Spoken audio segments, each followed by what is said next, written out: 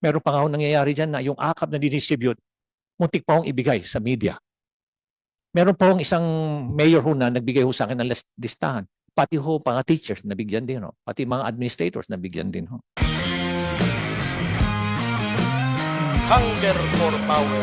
It will divide the nation.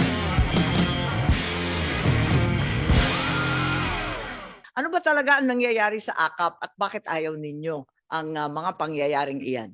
Maraming salamat, Madam Chair. Thank you for giving us this opportunity to convey to you what's really happening on the ground. And I prepared a position paper. I've already provided the Secretary a copy of this position paper. And this is a reflection of the sentiments of many of the mayors, both in the cities and municipalities, Madam Chair. But let me first start with this quotation from no less than Justice Marvick Leonen. Ma'am, please give me about 6 minutes po. Tatapusin ko po kagad. Please go ahead. Sabi ho ni Justice Leonen, the power to spend is an executive constitutional discretion, not a legislative one.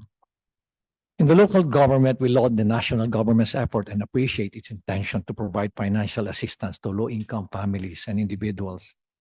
While AKAP seeks to accomplish that, it is mired with irregularities which defeat its purpose. And I'm here today to inform you of the pressing challenges and loopholes that hinder its effectiveness. First, the current AKAP practice is plagued with many irregularities. The media already documented several cities and localities with complaints from both indigents and local functionaries regarding the unpredictable procedures in receiving AKAP. In one report, beneficiaries claim to have received a reduced amount of AKAP. Meanwhile, many barangay captains, social workers raise concerns about angry beneficiaries who are forcing them to issue certificates of indigency to claim assistance. These are all born out of a lack of comprehensive public information and strong guidelines for disbursing AKAP. Currently, the barangay issues a certificate of low or no income to avail of the program. Unfortunately, barangays do not have the tools to measure if the client belongs to low or no income. Barangay officials can certify that individual is a resident of the barangay. Yes. We recommend that the CC Social Welfare prepare and issue the certifications to improve the process. CSWD or the MSWD is better prepared to assess the client's level of well-being. Besides, they are well-trained on the National Household Targeting System or yung tinatawag po nating listahanan. Second is the weak transparency and data sharing mechanism. I urge our lawmakers and national agencies to examine and establish transparent data sharing mechanisms for AKAP.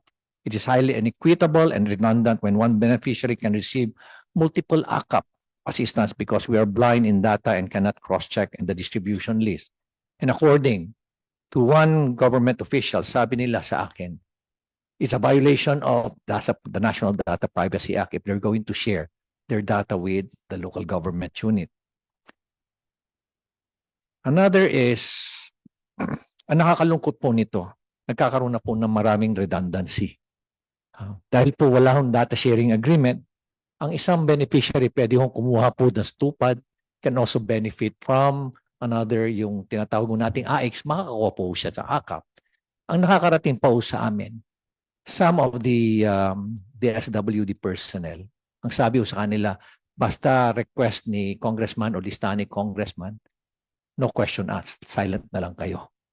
Ganun po yung nangyayari. At ang nakakalungkot, ngayon na naging mahigpit, ang lagi nilang sinasabi, ang sabi ng mga staff, ng ating mga lawmakers, yung pera ni congressman, nandoon na sa DSWD.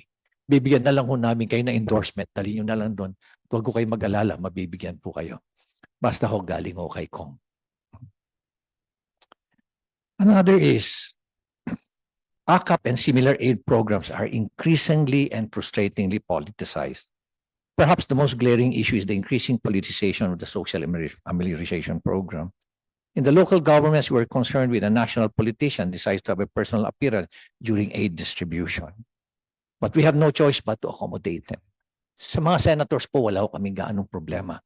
Dahil ang pina-emphasize po doon is, etong pera na nanggagaling po, na binibigay sa inyo to, ay galing po to sa taxes na binabayaran po. At yun po yung lagi naming ina-emphasize sa kanila. Ang nakakarungkot lang po, pag iba na po ang nagdi-distribute. Gusto nilang ipahalata na ang pera na yon ay galing sa kanilang bulsa.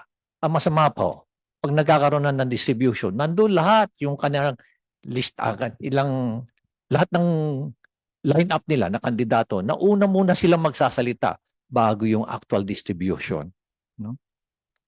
Ulitin ko, bihira po kami makakita o makarinig na ang sinasabi po sa mga beneficiaries, itong pera na to galing sa taxes na binabayaran nyo. Dapat pasalamatan ninyo yung mga katabi nyo, sabihin nyo, thank you for paying your taxes. Sa mga ating mga mayors, sa ating po mga governors, karamihan po sa kanila, yan po yung sinasabi. Na dapat huwag kayong magpasalamat sa amin. Pasalamat po kayo sa mga katabi nyo dahil binabayaran nyo ng kanilang mga taxes.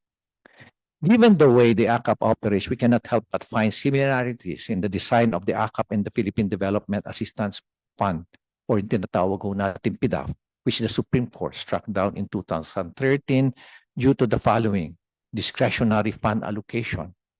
At yung AKAP at yung pork barrel allows officials to control public funds with broad discretion, often without strict guidelines or oversight. Similar to PDAF and AKAP, AKAP enables government officials to decide on fund distribution even after the budget has been approved, violating the separation of powers.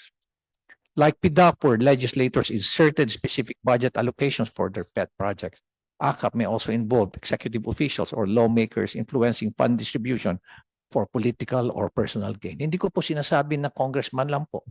Sinasabi ko rin po rito, pati ho governors, pati ho mayors. Ganyan din po nangyayari. Alternate politics. Both programs encourage a system where funds are used to benefit specific constituents. Meron pa nga ho nangyayari dyan na yung AKAP na didistribute, muntik pa hong ibigay sa media. Meron pa hong isang mayor ho na nagbigay ho sa akin ng listahan. Pati ho mga teachers nabigyan din ho. Pati mga administrators nabigyan din ho. Inefficiency in public spending, instead of being allocated based on national priorities, funds under both programs risk being distributed based on political considerations. To reiterate, I'm one with the national government in providing meaningful assistance to our society's vulnerable sectors. But the work to create a more inclusive, efficient, and responsive social protection system for all Filipinos goes hand in hand with transparency, accountability, and genuine, not parochial concern for Filipinos. Let us improve and do better because of our Filipino citizens deserves as much. Maraming salamat po, Madam President, Madam Chair.